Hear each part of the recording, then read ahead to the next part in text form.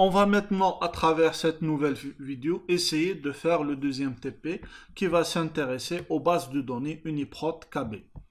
Donc, l'objectif de ce TP, c'est donc en gros, c'est de se familiariser donc avec ces bases de données Uniprot KB, donc ce SwissProt ou TROMBL, et donc c'est également apprendre à formuler des requêtes sur ces bases de données. Donc, je vous rappelle que nous, en tant qu'utilisateurs simples, la tâche principale qu'on va essayer de faire sur ces bases de données, c'est de faire de la recherche. C'est comment interroger ces bases de données pour obtenir des séquences ou bien obtenir des résultats selon des critères qu'on va essayer de préciser.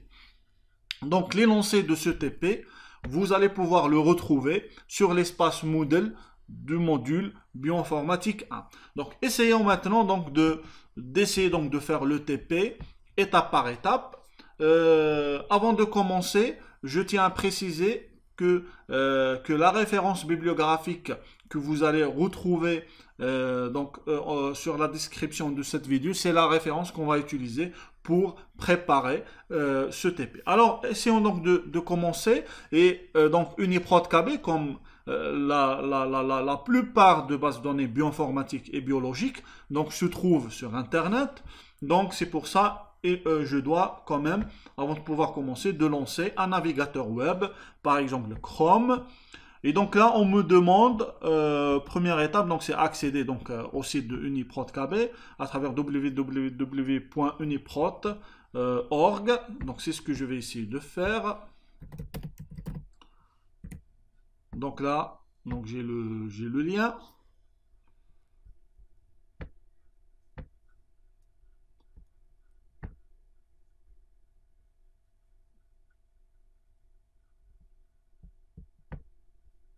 Alors, deuxième étape, donc c'est pour commencer, on me demande donc cliquer immédiatement sur le bouton Search sans saisir aucune valeur dans le champ de recherche.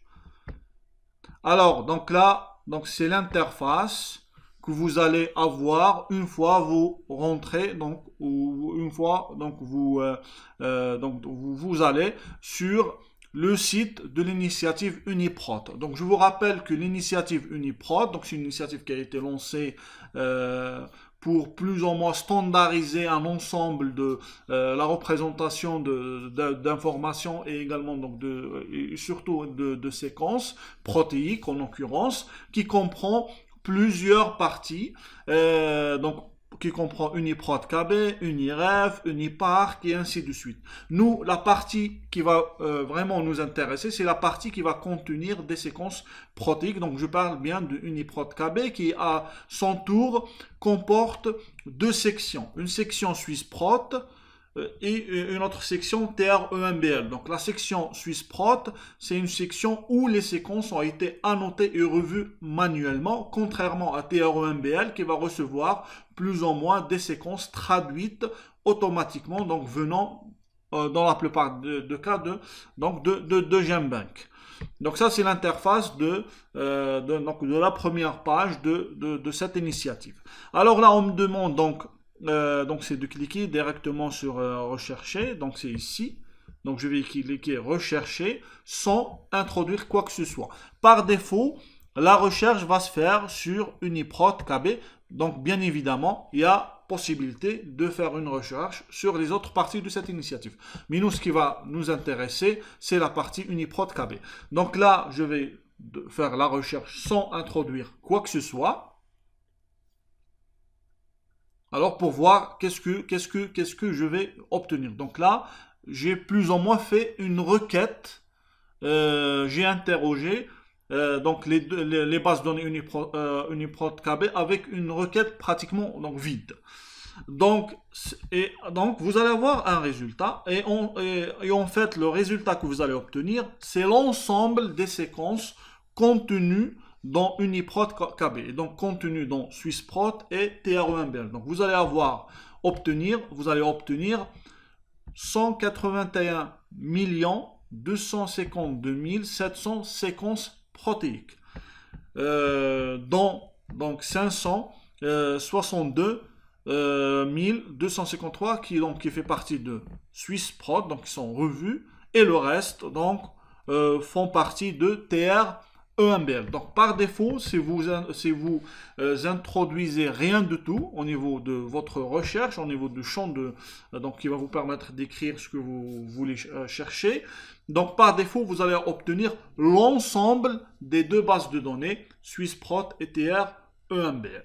Alors continuons donc sur l'énoncé, donc ça je l'ai fait, combien de protéines contient la base de données, donc vous allez avoir le résultat ici, donc ça c'est le, si vous voulez, c'est le nombre total de séquences qu'on a retrouvé à travers cette requête vide, autrement dit, c'est le nombre de séquences protéiques contenues dans UniProt KB, donc à la fois à Swissprot et à TR EMBL. Et là, on me dit, donc B, parmi ces protéines, combien ont été révisées par un être humain. Donc, indirectement, on me dit quel est le nombre de séquences obtenues qui font partie de Swissprot. Donc ça, je l'ai bien dit. Donc, j'ai 562 253 séquences qui font partie, donc qui ont été plus ou moins révisées, annotées par un être humain ou bien manuellement. Donc ça, c'est l'interface. C'est le résultat, et au niveau donc de la page où vous allez avoir le résultat, donc les séquences obtenues après avoir introduit une requête, vous allez avoir deux parties, une partie à gauche et une partie on va dire à droite ou bien au milieu. À gauche, donc ça va vous permettre plus ou moins d'affiner votre requête, par exemple en vous proposant d'ajouter des filtres.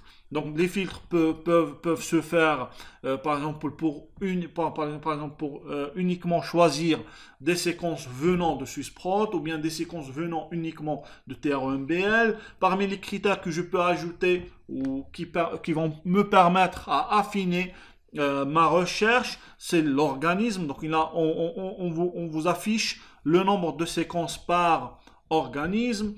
Je peux également affiner ma recherche, si vous voulez, en termes de taxonomie, en termes de mots-clés utilisés dans les entrées, donc qui représentent ces séquences protéiques, si vous voulez, la classe des enzymes, les gènes et ainsi de suite. Et donc, au milieu, vous allez avoir l'ensemble des résultats obtenus, donc l'ensemble des séquences obtenues suivant une requête ou bien selon une requête donnée. Et au niveau donc de ce tableau, donc c'est un tableau composé de lignes et de colonnes. Donc les lignes, chaque ligne représente une séquence protéique particulière ou bien une entrée particulière. Et au niveau donc des colonnes, vous allez voir des informations sur l'entrée en question. Donc ça, c'est l'identifiant, le numéro d'accession de l'entrée. Ça, c'est le nom de l'entrée, ou généralement, on peut également le considérer comme le nom de la protéine. Donc vous allez avoir le nom de gène, plus le nom de la source. Après, vous allez avoir ce symbole qui vous dit que cette entrée fait partie de Swissprot, donc c'est une séquence revue. Ça, c'est le nom, on va dire le nom long de la protéine, le nom des gènes associés, le nom de l'organisme. Donc cette séquence ou bien cette entrée fait partie de tel ou tel organisme, la longueur. Il y a possibilité d'ajouter d'autres informations. Donc il suffit d'aller sur colonne, qui va donc vous permettre d'ajouter d'autres type d'informations que vous voulez rajouter sur le tableau de résultats. Donc bien évidemment, je peux ajouter des informations sur les noms, des informations qui concernent les séquences, qui concernent la fonction, ou bien d'autres aspects si vous voulez. Donc si par exemple vous ajoutez d'autres colonnes, vous devez cliquer sur Save pour sauvegarder ces paramètres. Sinon, c'est le cas pour moi pour l'instant, je vais rien ajouter, donc je vais garder, si vous voulez, les colonnes par défaut. Donc les colonnes par défaut, c'est le nom de l'entrée. Est-ce que cette séquence est revue ou pas? Le nom ou bien les noms de protéines. Donc si la protéine va avoir plusieurs noms, donc vous allez avoir ici sur cette colonne les noms de gènes, le nom de l'organisme et la longueur. Donc c'est ce que je vais garder, donc c'est les colonnes par défaut.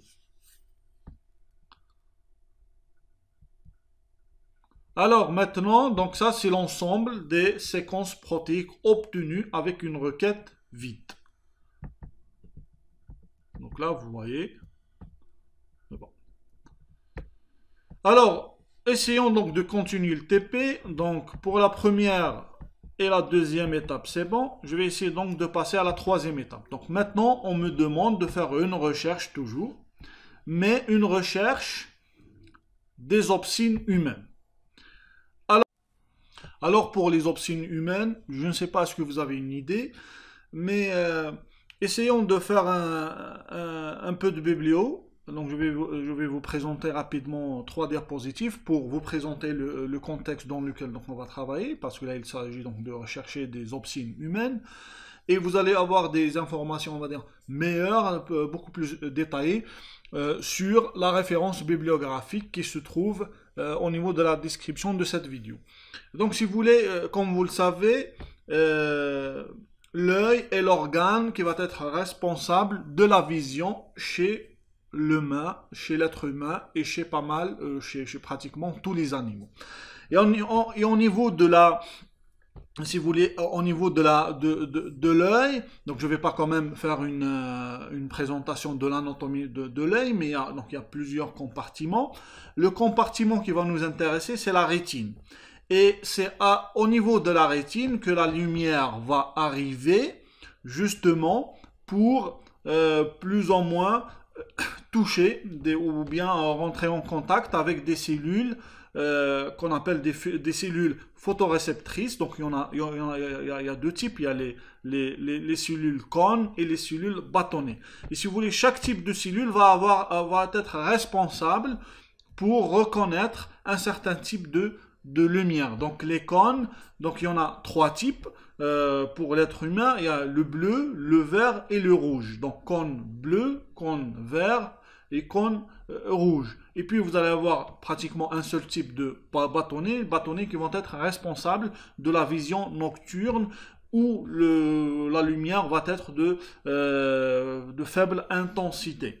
Et au niveau donc de ces 2 cellules qui vont être responsables donc pour recevoir la lumière, sur un segment qu'on appelle un segment externe, va y avoir une famille de protéines transmembranaires qu'on appelle les opsines, qui va être, donc c'est vraiment cette famille de protéines qui va plus ou moins transformer donc le signal, la lumière, les photons, en signal électrique chimique qui va être par la suite envoyé ou transféré vers le cerveau. Donc c'est cette famille, donc on va retrouver, donc c'est une famille qu'on va retrouver au niveau de la membrane, c'est une famille donc de protéines transmembranaires qui se trouve au niveau des bâtonnets, qui se trouve également au niveau de cônes, donc qui va être donc responsable de transformer le signal lumière, on va dire, en signal, si vous voulez, chimique et électrique, comme je viens de le dire. Mais pour plus d'informations, pour des informations encore beaucoup plus détaillées,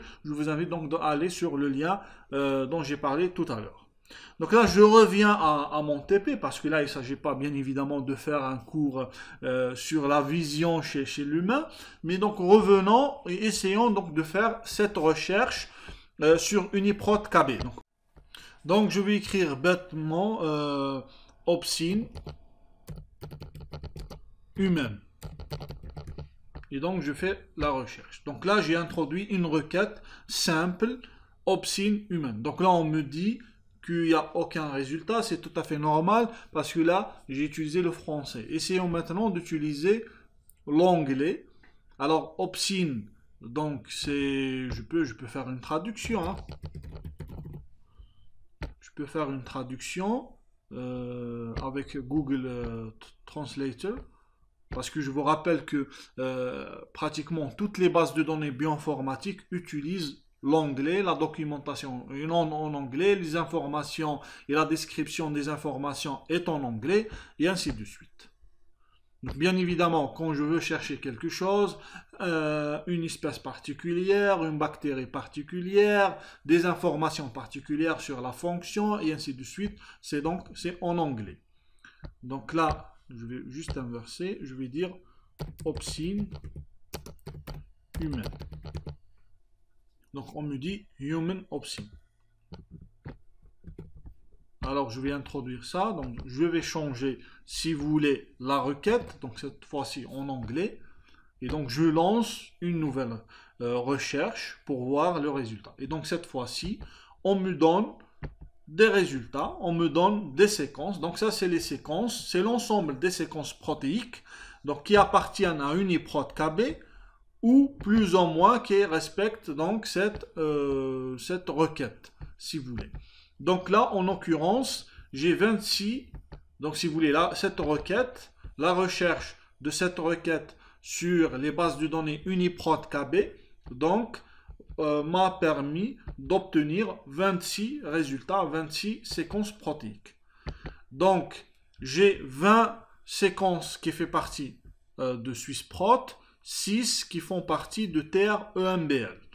Et puis, donc là, 26 sur le tableau. Donc sur le tableau, j'ai 25 parce que par défaut, je lui dis de m'afficher 25 résultats. Par exemple, si je lui dis je veux afficher 50, donc il va afficher tous les résultats. Donc là, il s'agit de 26, il va afficher tous les résultats dans la même page. Donc là, c'est pas encore fait. Mais bon, donc c'est 26 résultats, 26 séquences protéiques qui plus ou moins répondent donc à cette requête où j'ai introduit Human Options. Donc là, cette fois-ci, donc une fois je change ce paramètre, il va afficher tous les résultats sur la même page. Alors, regardons de près les résultats que j'ai obtenus. Donc là, toujours, on me dit ça c'est l'entrée. Donc c'est l'identifiant, c'est le numéro d'accession de l'entrée. Ça c'est le nom de l'entrée ou le nom de protéine. Ça c'est pour me dire est-ce qu'il est revu, est-ce que cette séquence a été revue ou pas. Donc c'est ce symbole-là. Et puis vous allez avoir ce symbole pour dire que la séquence n'est pas révisée. Donc là vous voyez. Et donc après vous avez le nom ou bien les noms de gènes. Parce qu'un gène peut avoir plusieurs noms, l'organisme et la longueur. Alors revenons à l'énoncé. Alors on me dit combien de résultats obtenez-vous? Donc 26. Combien de protéines appartiennent à l'espèce humaine, c'est-à-dire dont l'organisme est Homo sapiens. Donc là, ce n'est pas tous les résultats qui sont Homo sapiens. Ça, je peux le voir rapidement, donc en comptant 1, 2, 3, ou bien en regardant au niveau de filtre à gauche. Donc, donc ici, on me dit qu'il y a 11 séquences qui sont des séquences venant de l'être humain. 7 de zebrafish, 4 de la souris, 1 tout ce qui est bovine et 1 c'est le rat. Donc là on m'affiche l'ensemble des organismes auxquels si vous voulez, ces entrées ou bien ces séquences protéiques appartiennent. Donc là j'ai 11 séquences humaines. Alors pourquoi cette requête retourne-t-il un tas de protéines non humaines?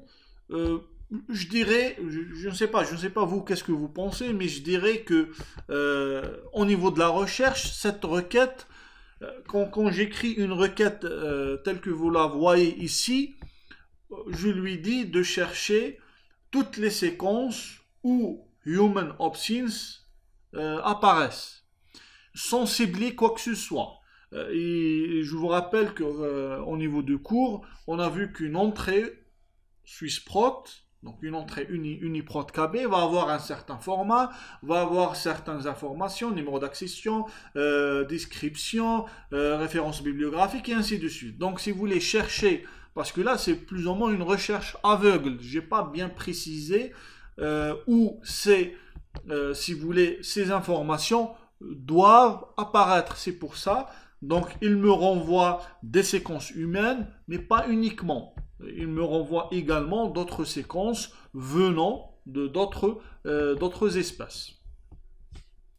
Donc je dirais c'est tout à fait normal parce que je n'ai pas utilisé une requête avancée. Pour l'instant, jusqu'à maintenant, je suis en train d'utiliser des requêtes simples. C'est quoi une requête simple? Une requête simple, c'est quand vous ne précisez pas le type d'information que vous cherchez. Là, je lui ai juste écrit, je lui ai juste introduit deux mots-clés, Human et Options, et donc il va faire la recherche, mais bon, c'est une recherche aveugle. Mais généralement, on va utiliser des recherches, une requête, pardon, avancée de la même façon que vous avez déjà vu avec GenBank. Sur GenBank, vous avez d'abord utilisé une recherche simple et après une recherche avancée où vous allez préciser des choses. Et également ici, dans la même logique et avec la même philosophie, donc on a commencé par des requêtes simples, on a déjà commencé par une requête vide et puis une requête avec 2 mots-clés et vous allez avoir par la suite comment utiliser des requêtes avancées qui vont être beaucoup plus ciblées qu'une requête, on va dire ciblée, une requête simple, pardon. Alors, maintenant on me dit faire une nouvelle recherche pour obtenir toutes les protéines de l'espèce humaine dans UniProt KB et on me dit en formulant cette requête avancée, combien de protéines trouvez-vous? Maintenant, donc, on va essayer donc d'utiliser requête avancée. Requête avancée, c'est ici, advanced. Donc, c'est advanced. Si vous voulez faire une recherche simple, c'est ici. Advanced, c'est ici. Alors, qu'est-ce qu'on me dit? C'est de chercher toutes les protéines de l'espèce humaine. Là, on ne me précise pas est-ce que de l'opsine ou de l'insuline ou autre type de protéines. Là, on me dit toutes les protéines de l'espèce humaine. Donc, on va essayer de faire ça. Donc, je vais essayer d'effacer ça. Et essayons de faire ça avec l'option avancée. Alors, pour l'option avancée, donc là, je vais pouvoir préciser les champs ou bien le type d'information que je vais chercher. Donc là, on me dit que l'espèce doit être une espèce humaine. Donc, ici, au niveau des champs que vous pouvez utiliser, donc il y en a plusieurs. Donc vous avez le nom d'entrée, vous avez le nom de protéine, vous avez le nom de gène, vous avez le nom d'organisme, vous avez la taxonomie, vous avez le fameux PE pour dire l'existence de la protéine et vous allez voir pas mal de choses, par exemple sur la fonction, sur la structure, sur la séquence et ainsi de suite. Donc par exemple au niveau de l'espèce, on va préciser que je vais chercher uniquement toutes les protéines donc de UniProt KB qui font partie ou bien qui viennent de l'Homo sapiens. Donc écrivons Homo sapiens et généralement il va me proposer, il suffit juste de commencer à écrire, il va me proposer par exemple des organismes qui existent déjà. Donc là je vais faire une recherche, donc là je vais faire une recherche de toutes les protéines de l'espèce humaine contenues dans les bases de données UniProt KB. Donc là, on m'affiche, il me donne donc là les résultats. Donc il y a 188 558 séquences protéiques venant de l'espèce humaine, ou bien dont l'organisme est Homo sapiens. Alors maintenant, on me demande toujours comment formuler une recherche avancée pour obtenir toutes les protéines, donc tout organisme confondu, dont le nom comporte le mot opsine.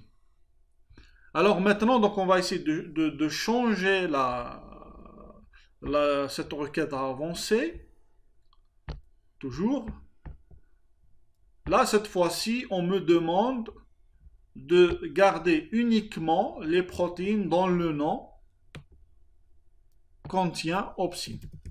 Donc le nom de protéine, sans préciser l'organisme. On me dit, au niveau de l'énoncé, tous organismes confondus. Donc là, je vais juste chercher les protéines qui comportent le mot opsine. Donc là, je vais renouveler une nouvelle recherche. Et là, je vais obtenir 11 690 séquences protéiques dont le nom comporte opsine. Donc le nom, c'est ici.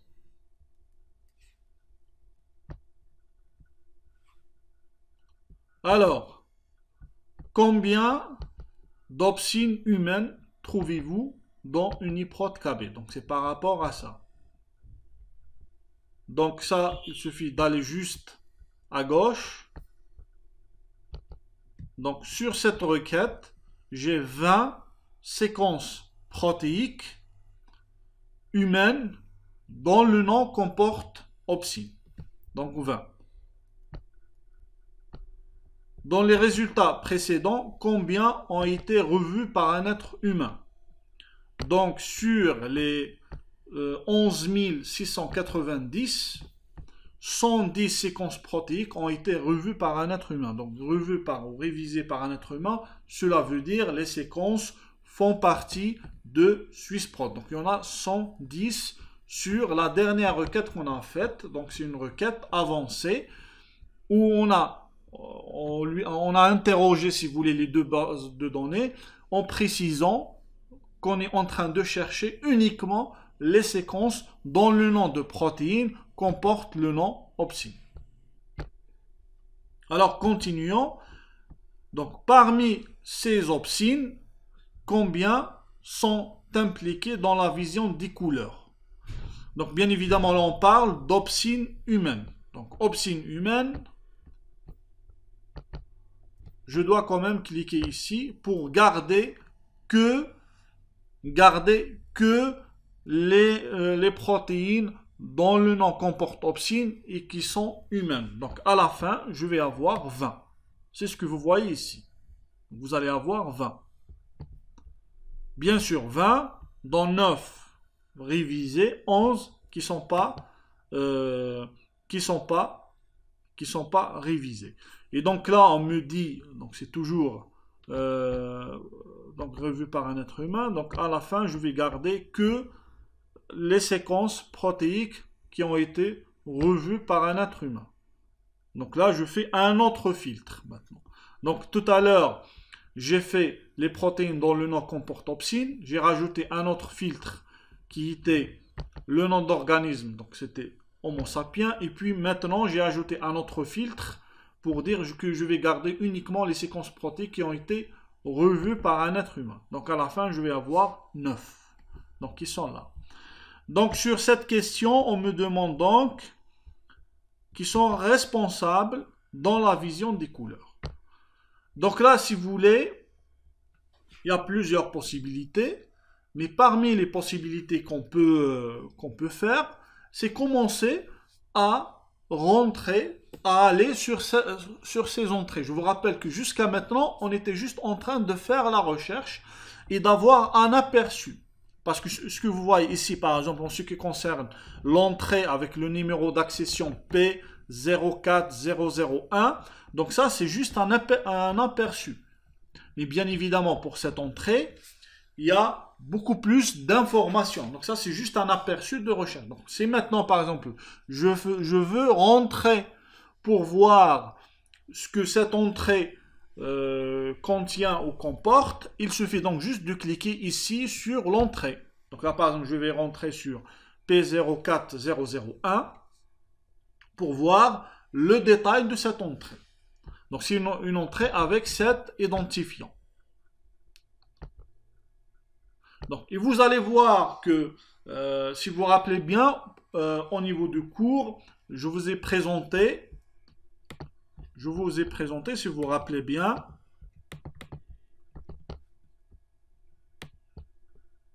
un format de fichier bien particulier pour les séquences protéiques. Donc c'était SwissProt.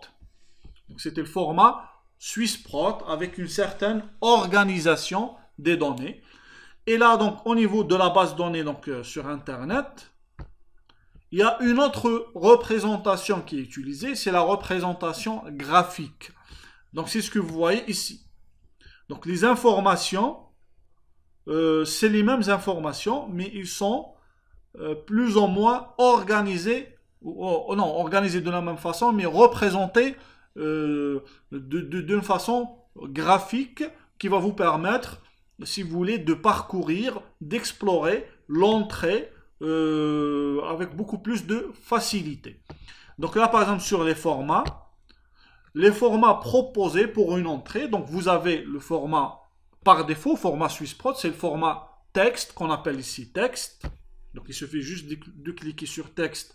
On va vous afficher l'entrée. Donc ça, c'est l'entrée c'est le format que je vous ai présenté au niveau de cours. Donc c'est un format possible parmi d'autres. Donc si je reviens, donc vous avez le format, graphique, format texte ou format SwissProt. Vous allez avoir le format FASTA. Donc c'est un format très simple où, si vous voulez, l'objectif numéro 1, c'est de représenter les séquences, pas les annotations. Contrairement aux deux autres, si vous voulez, aux deux autres formats. Il y a d'autres formats possibles, l'XML et ainsi de suite. Mais bon, restons maintenant avec le format graphique, donc c'est ce que vous voyez ici, qui va plus ou moins reprendre les mêmes informations contenues dans le format texte ou bien dans le format SwissProt. Donc vous avez le nom de protéine, vous avez le gène, vous avez l'organisme, vous avez est-ce qu'il est revu ou pas, vous avez le PE, le fameux PE, est-ce que c'est quel niveau de preuve d'existence, est-ce que c'est le niveau expérimental, niveau transcrit, est-ce que c'est le niveau homologie, et ainsi de suite. Et donc vous allez avoir plein d'informations, et si vous voulez, vous allez avoir une sorte de sommaire à gauche, pour pouvoir aller directement sur la fonction, par exemple. Donc c'est ce que vous avez ici. Sur, par exemple, la structure. Donc là, vous avez une structure 3D. Donc c'est un lien vers la base de données PDB. Vous allez avoir un lien vers les séquences pour avoir la séquence brute. Et ainsi de suite. Donc c'est un format graphique qui va vous permettre de parcourir et d'explorer, si vous voulez, l'entrée avec beaucoup plus de facilité, quand même, parce que ça reste une page web, si vous voulez. Donc, revenons à la question qu'on s'est posée tout à l'heure, où on vous dit parmi les options donc, obtenues, donc il y avait combien? Il y avait, donc je vais essayer de revenir en arrière, donc il y avait 9, donc 9 protéines dont le nom comporte le nom opsine, donc qui sont des protéines humaines, et j'ai gardé uniquement les séquences revues, et donc ça c'est la requête que j'ai exprimée justement pour obtenir les résultats que vous avez ici. Donc il y avait 9, donc, et la question c'est quelles sont les opsines impliquées dans la vision des couleurs. Donc en principe, c'est uniquement les opsines qui font partie de la cellule ou bien type cellulaire mais essayons de regarder ça de près. Par exemple, en allant sur une entrée, donc en faisant ça, en cliquant bouton droit et puis aller sur donc ouvrir le lien dans un nouvel onglet pour voir quelle est la fonction. Donc là, on me dit c'est un pigment visuel qui permet donc d'absorber la lumière, donc et si vous voulez, et ça concerne, si vous voulez, les couleurs qui vont se trouver plus ou moins dans la longueur d'onde de 530. Donc ça, si vous voulez, c'est une opsine responsable, donc qui est impliquée dans la vision des couleurs. Alors regardons le deuxième.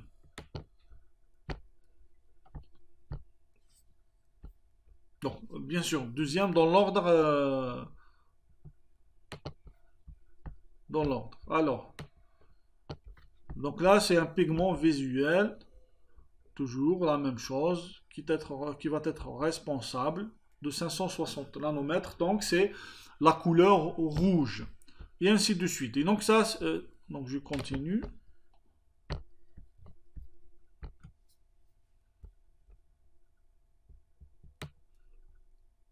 Cette fois-ci, c'est le 420. 420, c'est la couleur bleue. Mais bien évidemment, vous pouvez lire ici. On vous donne beaucoup plus d'explications. Et vous allez voir que c'est une protéine responsable de la vision des couleurs. Alors, continuons. Par exemple, allons sur le rhodopsine qu'on va retrouver au niveau des cellules bâtonnées. Et essayons donc de lire la description de la fonction Alors, là, on me dit, là, vous voyez, ça concerne les intensités, on va dire, très faibles. Mais là, il n'y a pas de longueur d'onde. Donc, si vous voulez, a priori,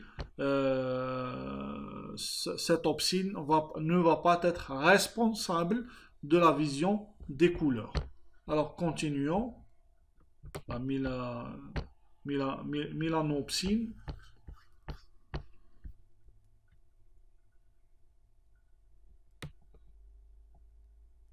Alors là, la même chose. Donc, si vous voulez, et donc, si vous voulez, à partir de la partie fonction, vous allez pouvoir dire oui ou non si l'opsine en question va être responsable, si vous voulez, va être responsable de la vision des couleurs ou pas. Donc, c'est une partie qui va vous permettre d'avoir une idée sur la fonction de chaque protéine. Et là, donc, je reviens sur le tableau.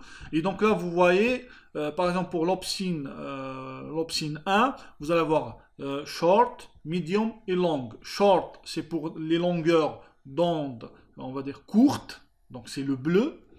Je reviens ici. Je reviens au diapositive de tout à l'heure, où je vous ai montré les longueurs d'onde plus ou moins qui vont être donc observées, ou on va dire reconnues, absorbées par les cônes. Donc vous allez avoir le bleu, donc c'est quand même les longueurs d'onde, des longueurs d'onde courtes, c'est ce que vous allez avoir ici comme short. Vous avez des longueurs d'onde donc qui vont être le vert, qui vont être moyennes, donc medium, et à la fin vous allez avoir des longueurs d'onde qui vont avoisiner le rouge. Donc, c'est les longueurs d'onde, on va dire, longues. Donc, c'est ce que vous allez avoir comme longue. Donc, c'est pour ça que vous allez avoir, si vous voulez, plus ou moins 3 types.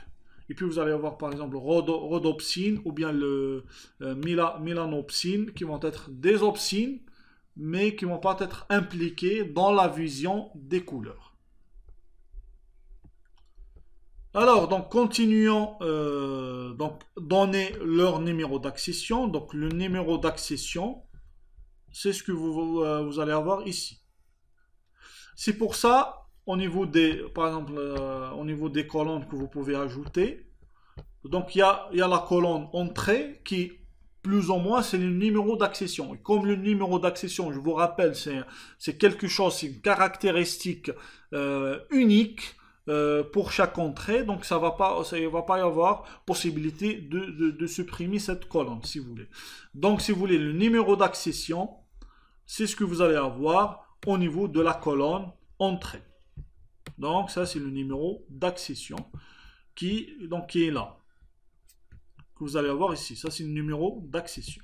Si, par exemple, vous allez rentrer au niveau d'une entrée particulière. Alors, on me dit donc quel est le numéro d'accession de la mélanopsine.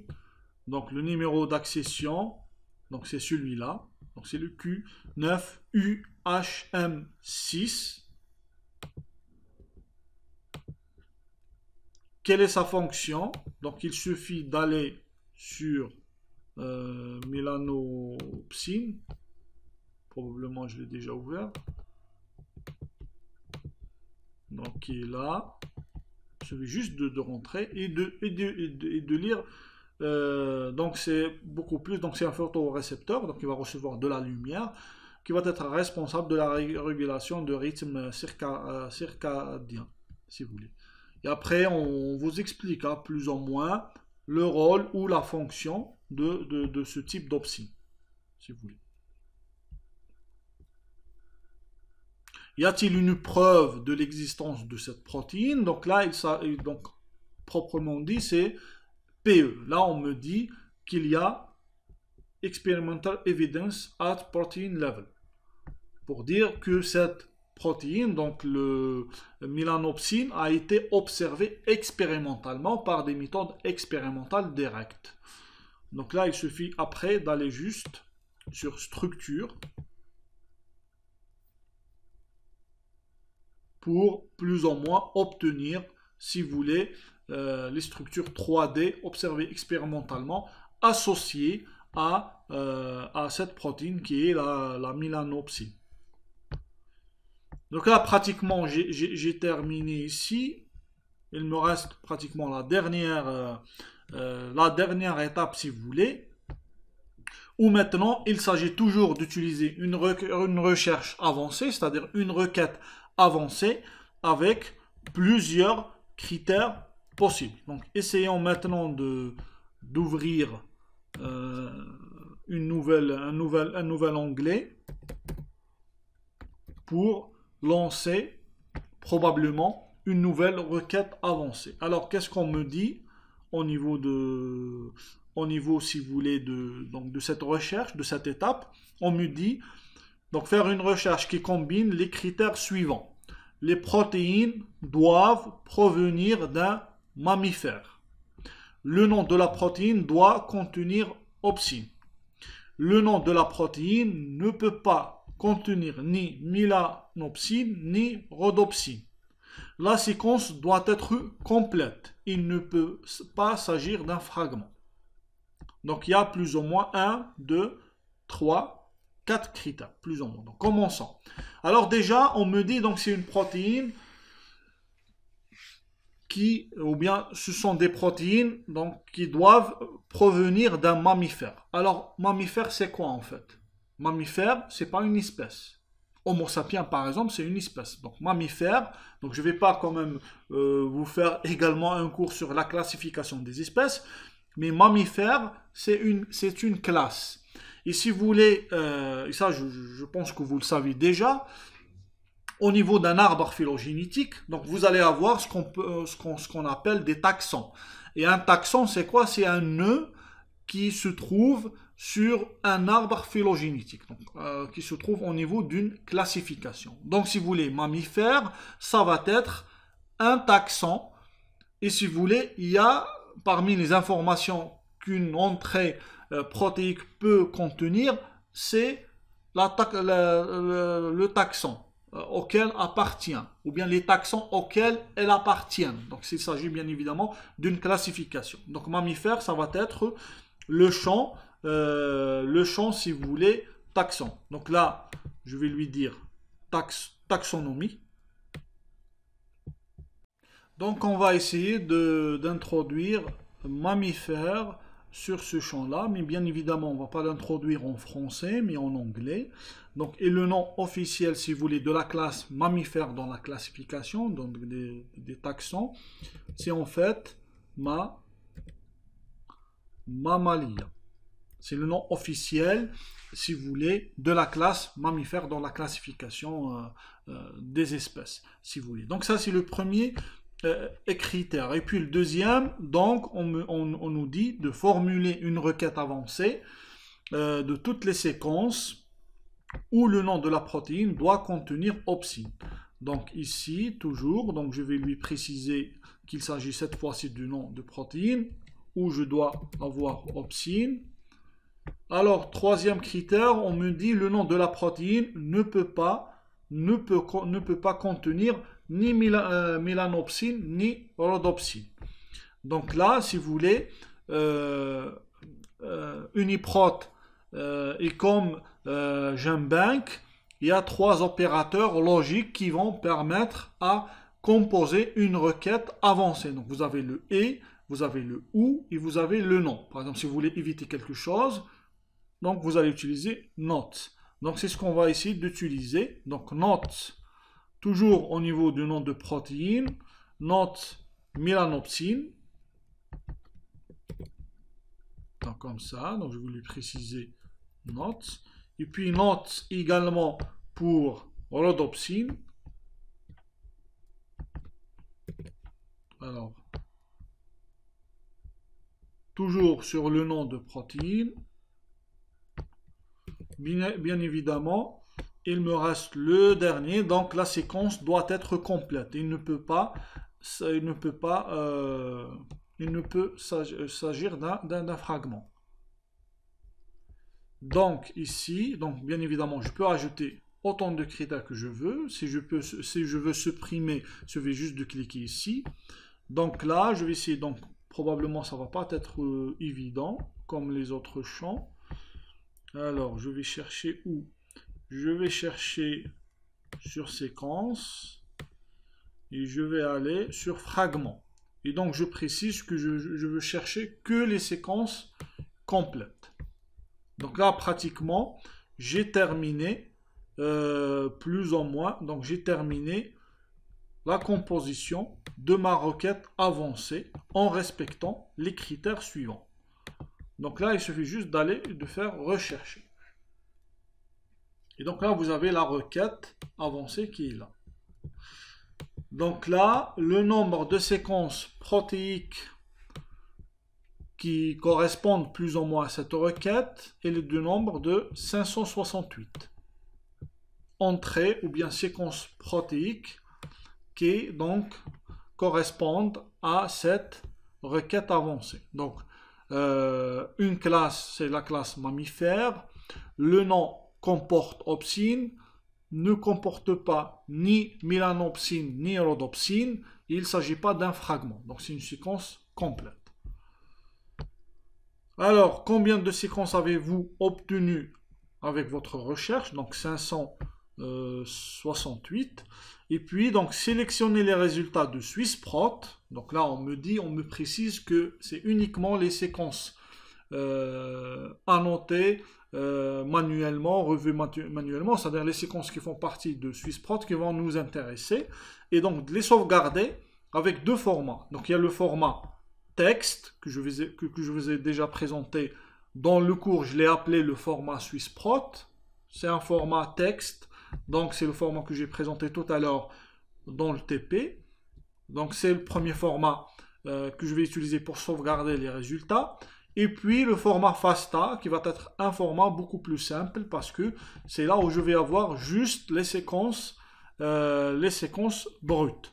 Donc, essayons d'abord donc de sélectionner uniquement, bien évidemment par le biais de filtre, de sélectionner uniquement les séquences qui font partie de Swissprot. Donc, en cliquant ici, je vais garder que les 25 séquences protéiques, donc qui font partie de Swissprot. Et puis pour les sauvegarder, donc je vais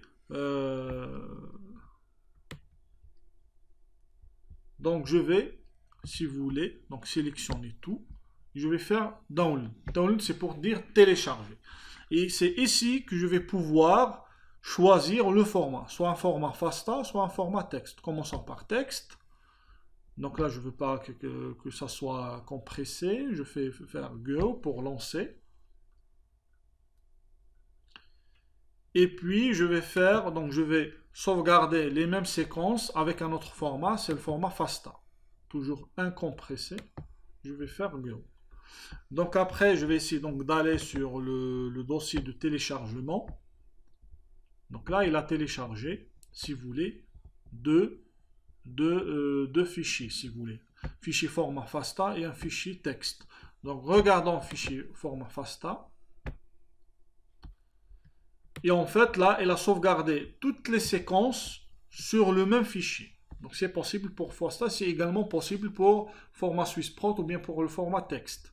Donc là, vous allez avoir les 25 séquences protéiques. Essayons maintenant d'ouvrir, on va dire, les séquences avec un autre format, c'est le format texte ou bien le format Swissprot, tel que je l'ai déjà présenté dans le cours.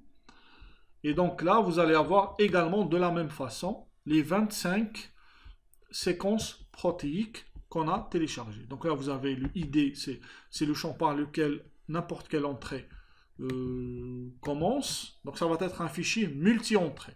Donc là, c'est ID, donc c'est la première séquence.